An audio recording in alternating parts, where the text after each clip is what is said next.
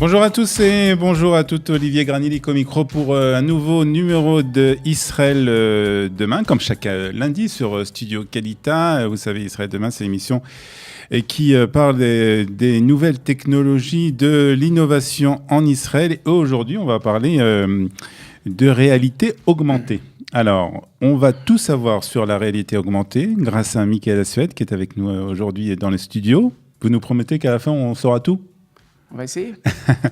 Merci Michael en tout cas d'être venu nous rejoindre dans les studios de Studio Kalita. On vous a déjà vu dans différentes émissions de Studio Kalita parce que vous avez une autre passion qui est l'athlétisme. Absolument. Alors on ne va pas parler d'athlétisme ni de sport aujourd'hui, on va parler de technologie, de réalité augmentée. On va tout savoir sur cette technologie. En quelques mots, votre parcours, je crois que vous êtes arrivé en Israël avant-hier. Oui. Je suis arrivé en 77, ouais. Donc études, armée. Le parcours normal. Normal, quoi. D'accord. Voilà. Okay.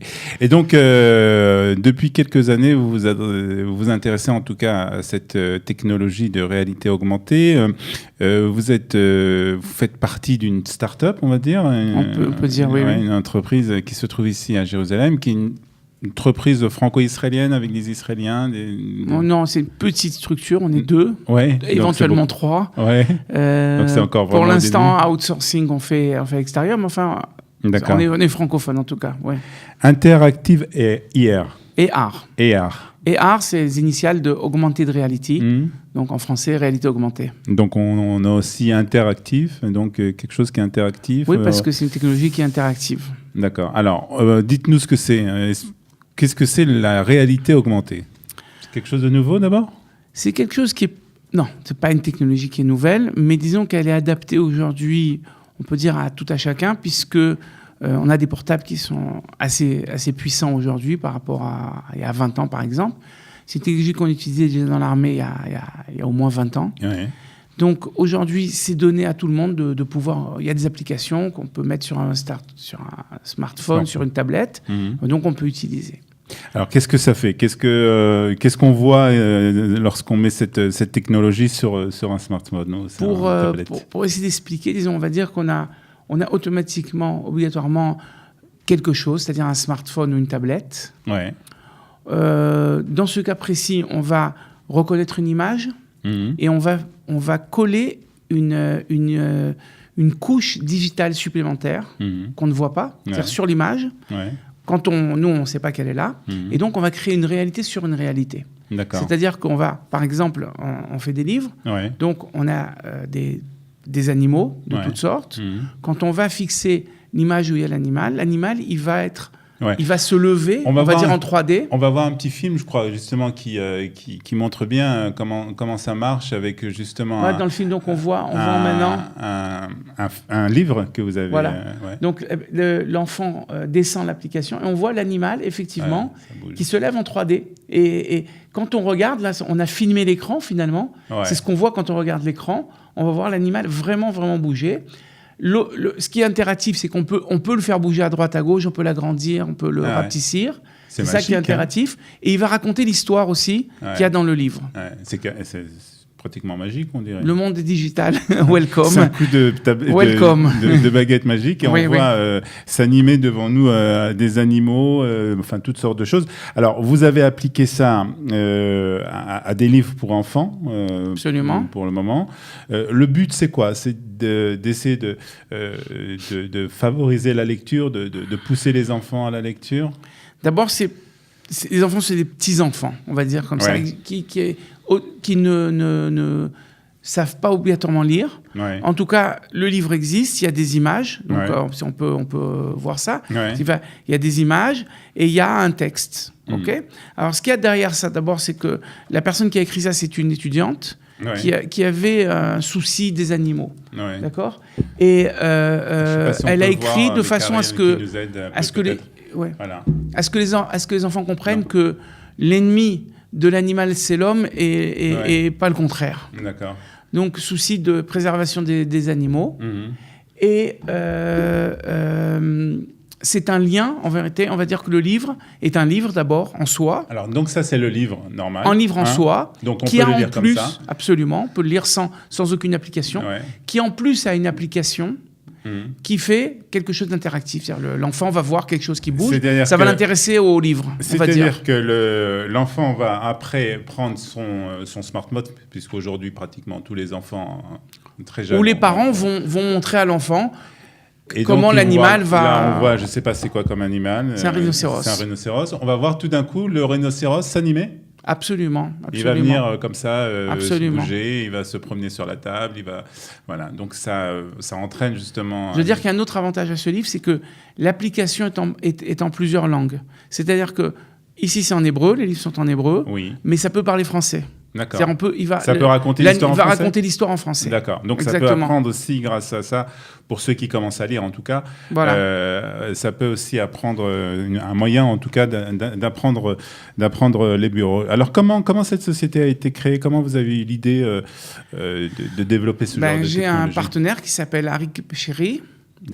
Qui étudiait, qui est un ingénieur, qui depuis quelques années s'intéresse à cette technologie. Il a compris que effectivement c'est ce qui se passe, c'est-à-dire que le monde va vers cette technologie, ce qu'on appelle la réalité virtuelle et la réalité augmentée. La différence entre la réalité virtuelle et la réalité augmentée, c'est la réalité virtuelle, on est dedans, on a des lunettes. Et on est plongé dans une autre réalité. Tandis que là, on est ce qu'on est et on voit une autre réalité. D'accord. Alors, vous avez parlé tout à l'heure de l'armée qui avait déjà appliqué cette technologie à l'intérieur de l'armée israélienne. Elle est appliquée à d'autres domaines aujourd'hui? Aujourd'hui, il y a beaucoup de domaines. Nous par exemple, on a des projets, par exemple, de faire des musées virtuels, de faire apparaître des gens, des hologrammes, n'importe où. Donc, par exemple, dans le tourisme, ça peut être intéressant. On peut avoir un guide. Dans le sport, on peut avoir un coach. Il y a beaucoup d'applications. S'il y a quelqu'un qui voit cette vidéo, qui est intéressé à faire des applications, on est là pour l'aider. En tout cas, on a une technologie qui permet de créer un hologramme, de voir quelqu'un qui va parler. Il apparaît directement. Il apparaît en 3D. Bien sûr, toujours à travers une application, c'est-à-dire un smartphone ou une tablette. Bien sûr. Mais c'est très impressionnant de voir ça. Vous nous avez apporté aussi un t-shirt, tu le vois là? Voilà, on a des t-shirts. Alors par exemple, là on a un t-shirt avec un oiseau, je ne sais pas si on le voit. Oui, très bien. Alors quand on va regarder l'oiseau, il va s'envoler. Ah oui. Et il va parler le langage des oiseaux. Voilà.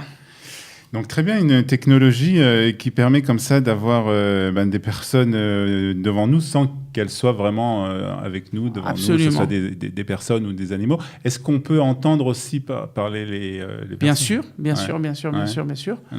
Donc ça remplace pratiquement le contact humain, là.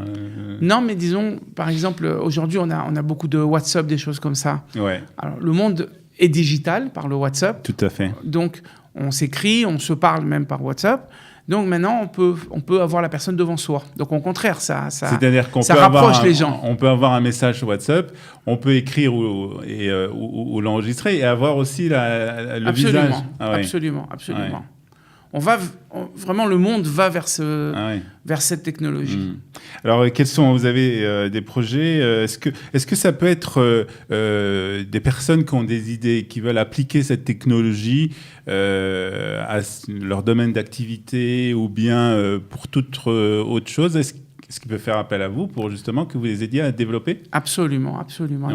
Nous, on est d'abord une petite structure et on est principalement dans l'engineering, c'est-à-dire on a développé des livres, c'est pour faire quelque chose, et puis c'est sympa, c'est très sympa.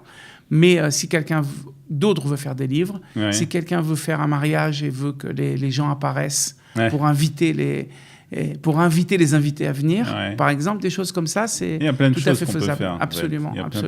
C'est très vaste comme possibilité. On peut même bientôt remplacer les animateurs de radio comme ça. Je ne veux pas être méchant, mais c'est ce qui va se passer. On n'a qu'à bien se tenir. Donc voilà. En tout cas, merci d'être venu nous parler de cette technologie. Bonne chance pour ces livres. On peut se les procurer. Vous avez une page Facebook, un site, absolument, un Interactive VR. Ouais. Et si je peux donner mon numéro de téléphone? Oui, tout à fait. 054 664 9957. 664 9 9 57. 57, donc voilà. Michael, et voilà. Et avec grand plaisir. Si vous avez des projets, des idées comme ça, ou des questions, on répondra. Des questions, donc dans tout ce qui est réalité augmentée, ben voilà, vous faites appel à Michael qui est spécialiste dans ça. En tout cas, on en sait un peu plus, même beaucoup plus sur cette technologie de réalité augmentée. Merci d'être venu dans notre studio. Merci aussi à Ariel pour la réalisation technique de Israël Demain. Nous nous retrouverons la semaine prochaine pour un nouveau numéro. Merci à tous et bonne semaine. Bye bye.